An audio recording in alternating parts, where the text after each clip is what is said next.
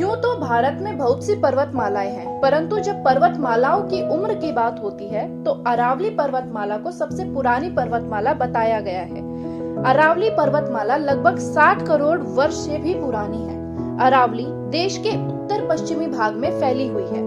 इसमें देश के 4 राज्य आते हैं: राजस्थान, हरियाणा, गुजरात और दिल्ली। यह पर्वतमाला गुजरात के अहमदाबाद से शुरू होते हुए राजस्थान के जयपुर, हरियाणा के दक्षिण भाग में प्रवेश करते हुए दिल्ली के दक्षिण भाग में विलीन हो जाती है। इस पर्वतमाला की लंबाई लगभग 700 किलोमीटर है और अरावली का लगभग 80% हिस्सा राजस्थान में फैला हुआ है। अरावली राजस्थान को 2 भागों में बांटती है और बाकी बचा हुआ हिस्सा गुजरात, हरियाणा, दिल्ली में फैला हुआ है।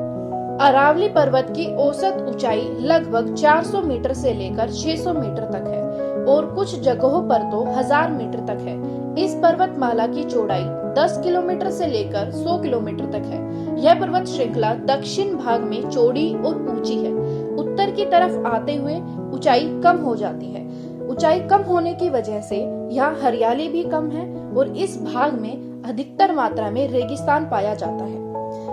आपको पता ही होगा, अरावली की सबसे ऊंची चोटी का नाम गुरु शिखर है, जो कि सागर तल से 1722 किलोमीटर की ऊंचाई पर है। यह माउंट आबू शहर में स्थित है।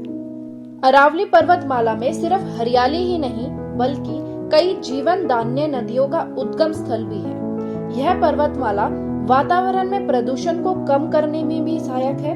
पर्वतमाला के कुछ हिस्सों में पाषाणकालीन मानव सभ्यता के अवशेष देखने को मिलते हैं। वर्तमान समय में भले ही अरावली पर्वतमाला की ऊंचाई बेहद कम हो चुकी हो, परंतु यह पर्वतमाला स्थानीय जनजीवन के लिए बहुत महत्वपूर्ण है, फिर चाहे वह मानव जीवन हो या फिर पशु पक्षी हो। यह पर्वतमाला सभी के जीवन यापन को सरल बनाती है। निरंतर काल से ही अरावली के गर्भ में खनिज संपदा छुपी हुई है, जो जीवन को बेहतर बनाने में मदद करती है। वर्तमान समय में हर क्षेत्र में इसका दुष्परिणाम देखने को मिल रहा है, परंतु अधिक मात्रा में दुष्परिणाम हरियाणा के रिहायशी इलाके और दिल्ली के दक्षिण भाग में देखा जा सकता है।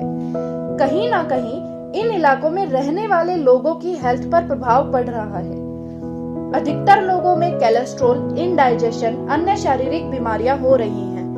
इन बीमारियों का कारण कहीं ना कहीं अरावली पर्वतमाला के प्राकृतिक संचालन को बिगाड़ना है। अब वह समय दूर नहीं जब मनुष्य अपने लालच की वजह से प्रकृति के कोप का शिकार बनेगा। वहीं आज के समय में बदलता पर्यावरण केवल एक स्थानिक समस्या नहीं है, बल्कि यहाँ दूर दराज के क्षेत्र की भी समस्या बन चुकी है, या यूं कहें कि यह समस्या विश्व स्तर पर भी देखने को मिल रही है। प्राकृतिक बचाव और अरावली पर्वतमाला के संरक्षण के लिए हमें कुछ कदम उठाने चाहिए। हमें अपनी जरूरतों को कम करना चाहिए। यह भी सुनिश्चित करना चाहिए कि जो नव निर्माण कार्य किए जा रहे हैं उनसे प्रकृति को कोई नुकसान न पहुंचे। संरक्षण के लिए सरकार को सख्त नियम बनाने चाहिए।